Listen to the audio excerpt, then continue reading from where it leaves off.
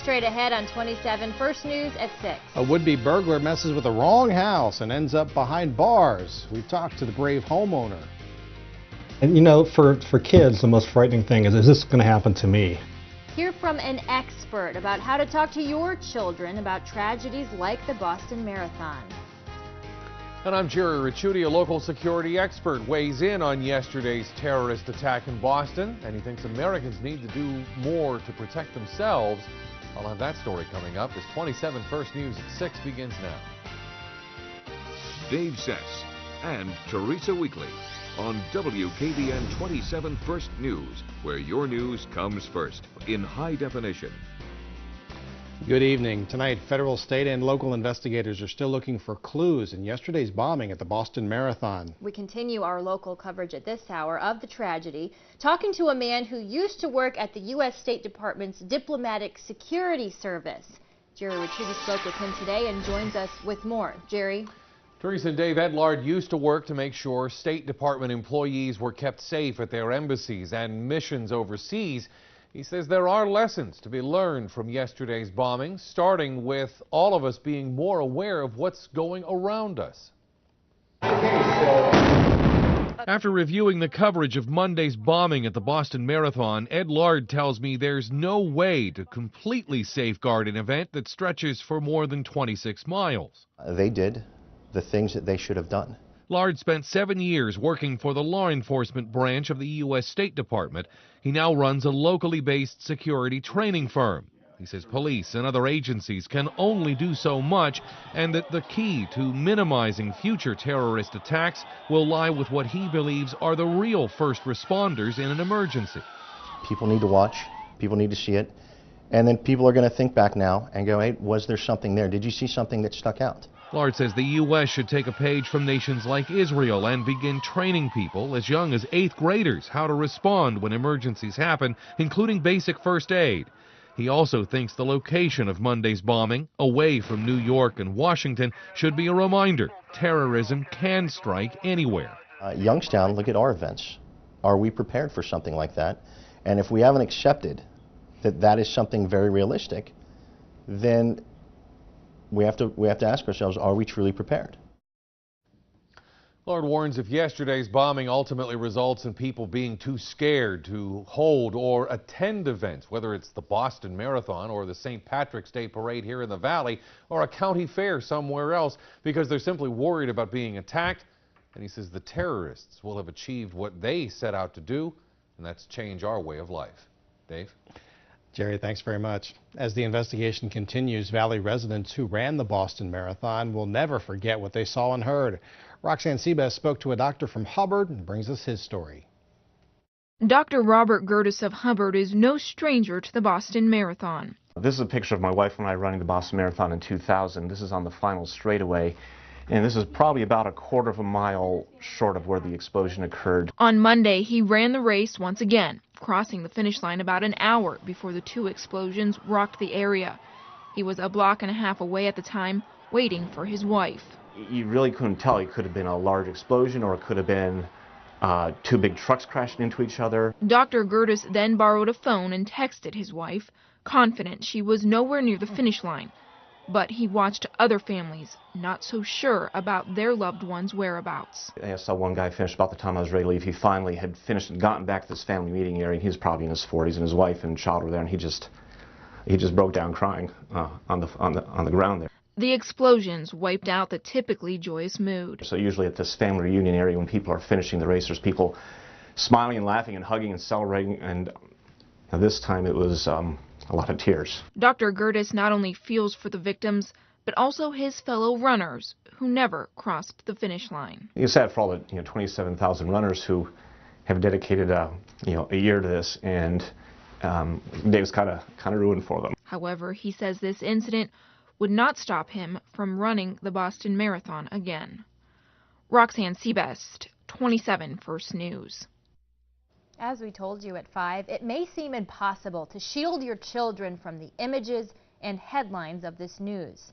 We spoke with local psychologists today about how we should talk to our young children regarding this event. They say children often are worried that this kind of thing could happen to them or close to home. Experts say it's best to reassure your children that these kinds of tragedies are rare and to keep an open dialogue. I would follow the child's lead, and if the child wants to talk about it and they're asking questions, certainly we need to attend to them. But to initiate conversation with the child about something that they don't seem distressed about and are not asking questions about, no, I would not do that. He also recommends you limit exposure to all of this news coverage if you can. DNL Energy filed this morning for Chapter 11 bankruptcy protection. DNL and a subsidiary, Petroflow, are included. Now, the documents show DNL owes more than $5 million to its largest creditors, half of that amount coming from the cleanup associated with the alleged brine dumping into the Mahoning River. Ben Lupo has pleaded not guilty to violating the Clean Water Act. A mother in Warren caught a burglar off guard early this morning when the suspect broke into her home. Jeff Lefkulich was the only reporter to talk with this woman about how she quickly turned the tables, going from victim to enforcer. 40-year-old Shannon Stanley of Warren is in the Trumbull County Jail on aggravated burglary charges after she messed with the wrong homeowner early Tuesday morning. This is what I had pointed at her. Shaylin Burden, an avid hunter and target shooter, says Stanley claimed to be a cop, busted through the front door of her Idlewild Street Northeast home, high on drugs. She threatened to kill me and my son. She told me, well, me and my kids, she told me that she was here to do the wrath of God. When Stanley attempted to go upstairs where her young kids were sleeping, Shaylin grabbed her and pushed her against a wall. She then ran upstairs and grabbed her gun. I went back downstairs. She's now in my living room, and I have it locked and loaded. It's a pump action, so it's got one in the tube, and I said, I'm going to call the cops. You can either leave right now or you can deal with the cops. Stanley refused to leave, and Shaylin called police as she held her at gunpoint. They were here in a matter of a couple minutes, which kudos to them, because, I mean, if she would have moved, she would have had turkey shot all over her. Neighbors report that several homes have been either burglarized or broken into in the last several months, and they're glad that somebody has finally taken a stand against crime. And now with the economy and all this stuff happening, people are armed. And I know we're armed because you never know what's going to happen. Because now people are taking people's stuff like it's their own, and that can't happen. And people are sick of it. Stanley's bond was set at $100,000. She's due back in court later this month. Covering Trumbull County, Jeff Lefkulich, 27 First News. All right, weather-wise, you need to be aware right now. We do? Yes. Okay. Why? Ryan? Well, there's a severe thunderstorm watch that's in effect, and we are starting to see it scaled back a little bit. That's the good news. We do have a couple of isolated showers and storms. Live look outside right now. You can see off in the distance, skies looking a little bit ominous there. We have a thunderstorm, a couple scattered storms for southern Mahoning County. Now, I want to show you the area under that severe thunderstorm watch. It includes Mercer, Lawrence, Mahoning, Columbiana until 11 p.m. However, Trumbull was initially included in this. They have canceled the watch for Trumbull County, and we're going to see that continue as this cold front triggering this slides through. We'll quickly show you radar here, zoom into a couple locations. For southern Mahoning County, southeastern Mahoning County, that's where most of the activity is around New Middletown.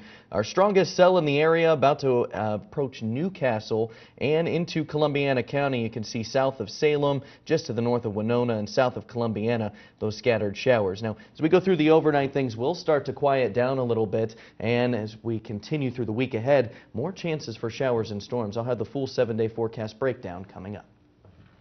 Well, the YSU Presidential Search Committee is closer to selecting a new president to lead the university. Tonight, members are meeting to narrow down the list. That was a list of 8 candidates. They want to get it down to just 3 names. We'll check in now with Dan Martin. He's monitoring the meeting down at YSU.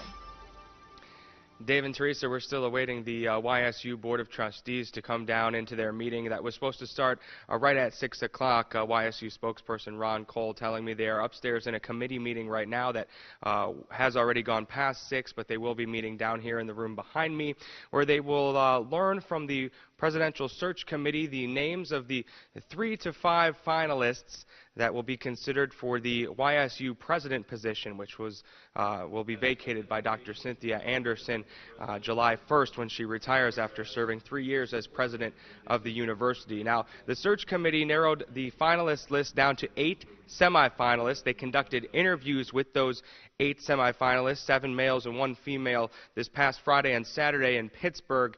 Tonight again, they are expected to hear the names of 3 to 5. Some media outlets are reporting 3. Ron Cole tells me, though, even he doesn't know how many finalists there will be until they are all announced. So we are anxiously awaiting the names of the finalists to be considered. Those people will be invited to campus here for interviews late this month or early next month, and the Board of Trustees will then vote on the new president of YSU by its June 12th board meeting. So we will have a full recap for you tonight at 10 and 11, including the names of the finalists to be the next president of Youngstown State University. For now, reporting live, I'm Dan Martin. Dave and Teresa, back to you. We could be getting those names any minute now, so we appreciate the update. Thanks, Dan. Here's what we have still on the way. Crews search a river in Mercer County after a boat overturns. We'll let you know if they found anything underwater. Browns owner Jimmy Haslam talks about the FBI investigation of his family-owned business and what it could mean for the Cleveland Browns. Big rebound on Wall Street today. Here's a look at your Farmers National Bank stock report. We'll be right back.